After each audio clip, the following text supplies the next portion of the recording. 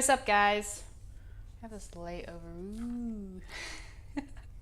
This light, I'm like trying to use it, but at the same time, I feel like it's putting a glare on my face. Hold on. We're gonna make it work. Maybe we'll just put it back over there. No, because then like, ooh. No. I don't know, is that better? I don't know. Whatever, let's get going. Today's video is all about exercise, dealing with a chronic illness or chronic Lyme disease, and exercise. So stay tuned. Okay, so if you've been following me for a long time or not, you know that you probably know that I love fitness. I love working out. It's always been something that I've loved.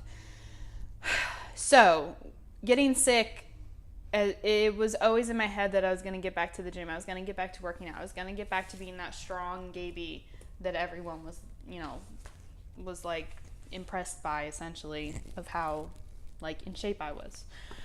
I just love being in shape. I love being able to do certain things with my body, and feeling strong and in control of it, and just I don't know, I love it. I love it. And I love like the endorphins that come from it. But okay, so my advice, let's start there. My advice for exercising with chronic Lyme or chronic illness. I know that everyone is different, but I think an overlapping theme that everyone needs to have in their life is intuition.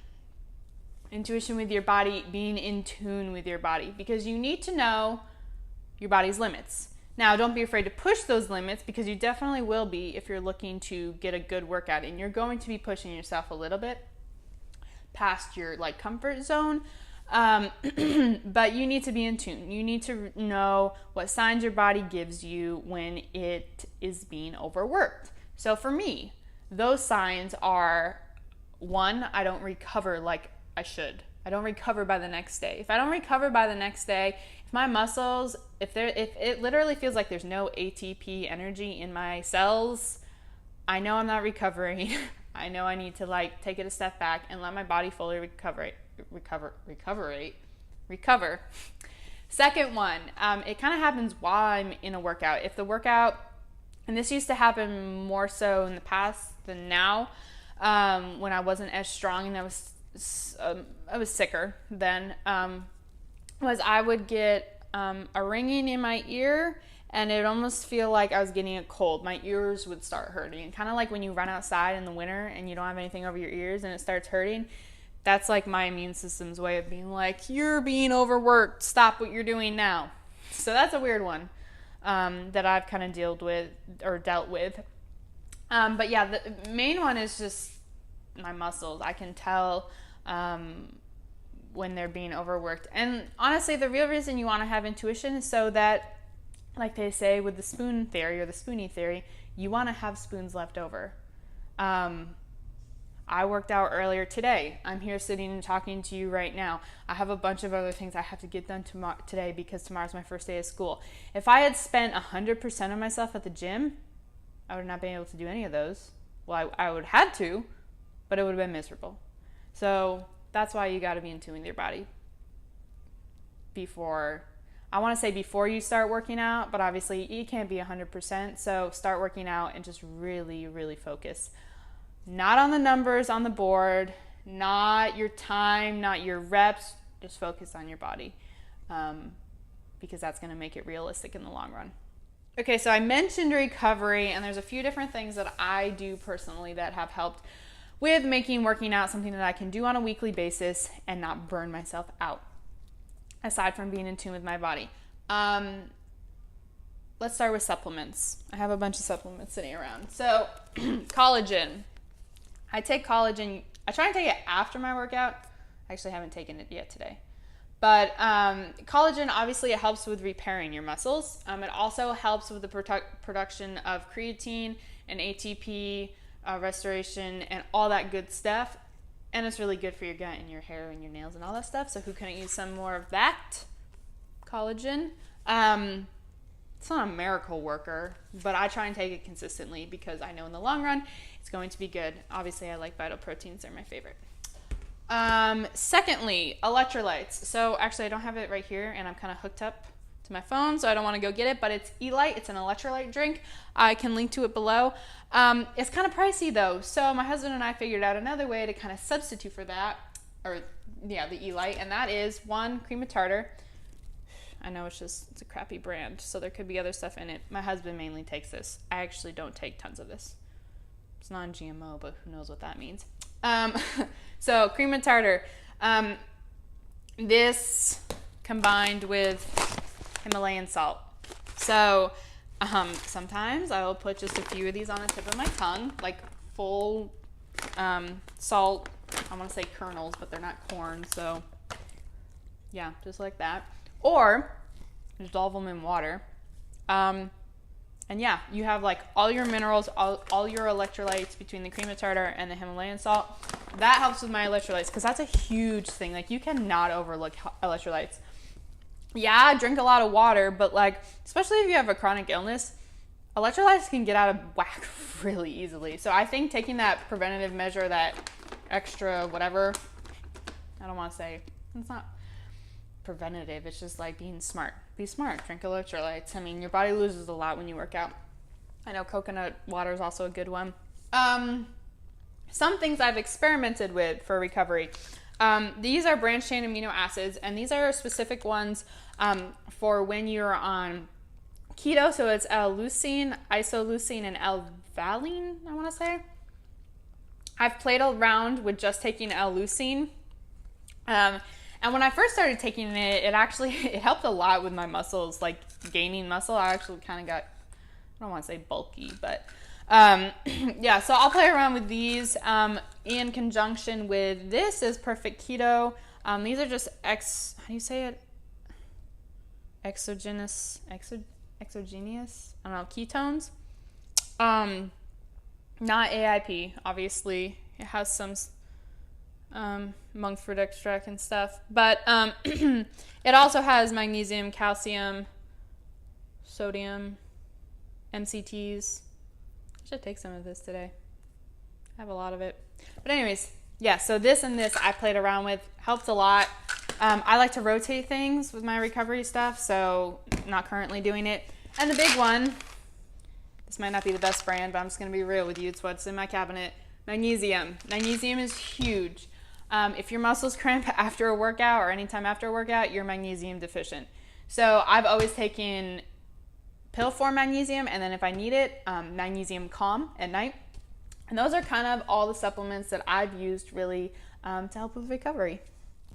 So outside of supplements, obviously they're just kind of an additional factor to your recovery. I'm going to hit on the most obvious one first, sleep. If I don't get enough sleep, I feel crappy all around, and that's just going to translate directly to my workout, directly to my recovery, all that. So sleep.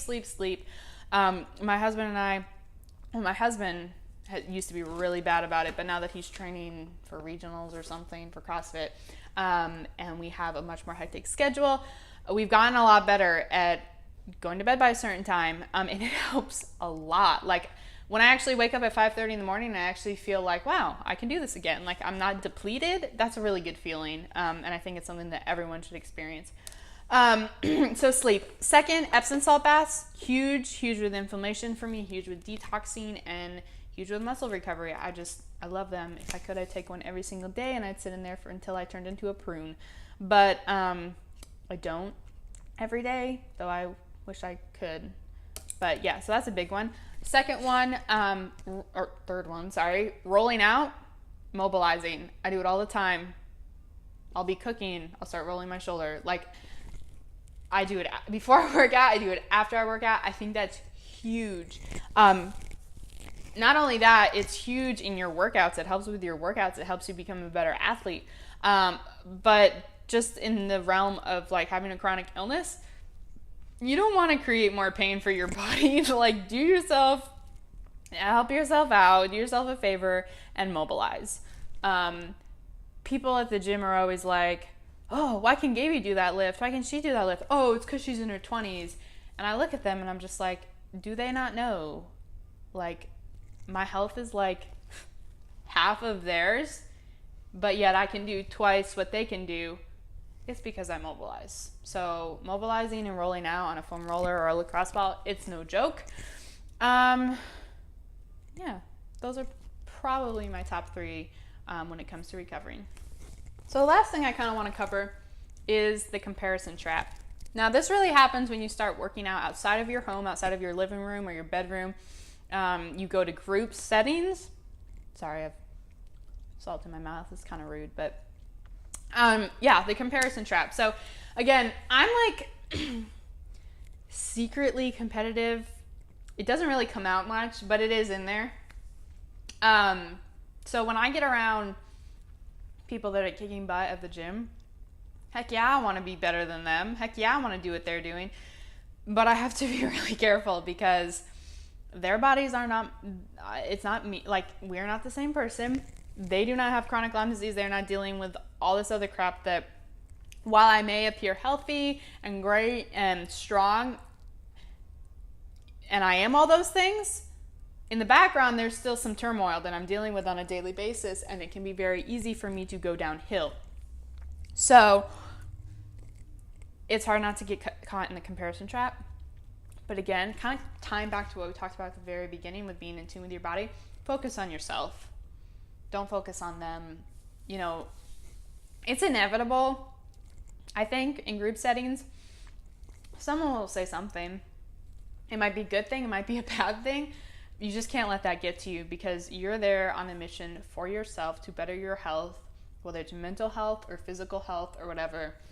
Don't get stuck in the comparison trap. We're all different. We're all capable of different things. Even healthy human beings, they're all different. They're all capable of different things.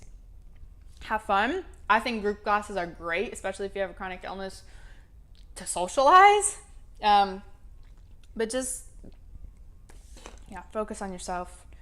And it'll help a lot with staying encouraged, on track, in tune with your body, not overdoing it, and really making working out with a chronic illness something that you can do in the long run. Another one thing that I want to hit on is diet. Obviously, diet is huge with recovery. So yes, sleep, Epsom salt baths, supplements, but diet. And that looks different for everyone. Some people, it's about getting the right amount of carbs from sweet potatoes or squash or whatever. For me, being on keto, and I do keto because it works the best for me, but just eating low carb, it's not about getting the fat, it's about the protein. Again, I am more prone to muscle wasting and stuff like that. So making sure my protein is at least at 50 grams helps not only with my muscles, helps with my cramps, all that kind of stuff, because I've experimented with going lower protein, higher carb. I had so many muscle cramps, it wasn't even funny. So yeah, for me, it's getting a certain amount of protein. For others, again, carbs or whatever. But yeah, and making sure I eat enough, because for me, exercise makes me not as hungry unless I'm doing some super heavy weightlifting, which will like make me really hungry. Sorry, my phone's dying.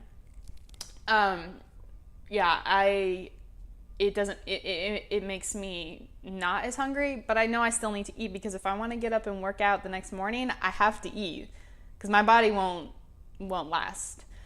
So just being intentional again with how much you eat, being kind of on top of it. I know some people, like for myself,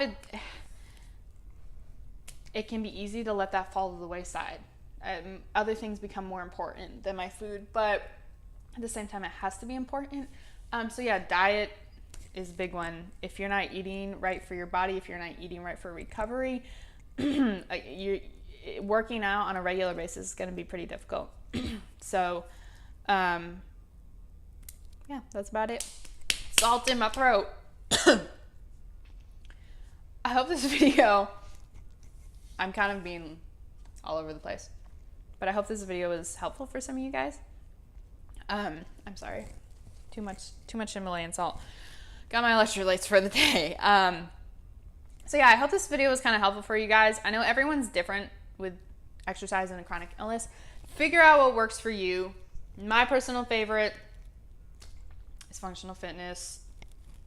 My husband's gym, which is pretty much a CrossFit gym, just not under the affiliate yet, is my favorite. I've worked up slowly though. You know, I used to not be able to run, and I used to not be able to do things like box jumps because of the impact on my joints. But now I can, fine. I did 40 box jumps today at 20 inches, which is not very high for some people, but for me, like the fact that I could do that without and completing the rest of the workout is awesome. Joints don't hurt. So it just takes time. I do want to make a note. So getting to the point where I am today, one thing that has helped a lot is building my stabilizer muscles. So pretty much like you have your big bicep muscle, right? And then you have all the muscles like around your joint. Those are your stabilizer muscles. Those have been, strengthening those has been big in my journey, especially because I struggle kind of with muscle wasting and hyperextending because of my Ehlers-Danlos, because of the mast cell issues. So my husband really helped me work on those. And even some of the movements that we do, we still work on those. But yeah, so that's just another little tidbit. Stabilizer muscles, super important to get strong before you try and go do all those other crazy things. And then they'll also make you stronger in the long run. So that's my experience with exercising. Again, if you have any other questions, you can direct message me or look into becoming a part of the Beyond the Bike community. This is a place where we all kind of, people dealing with all this kind of stuff, chronic Lyme, chronic illness, autoimmune, whatever, we all kind of congregate, come into a place where we share recipes. We discuss different things in a more of a private setting. And if you are a member and you message me with some questions, I'm definitely more apt to... I'm definitely more apt to responding. Sorry, there's so many interruptions in this video, but I hope I didn't lose you, and I hope to see you again.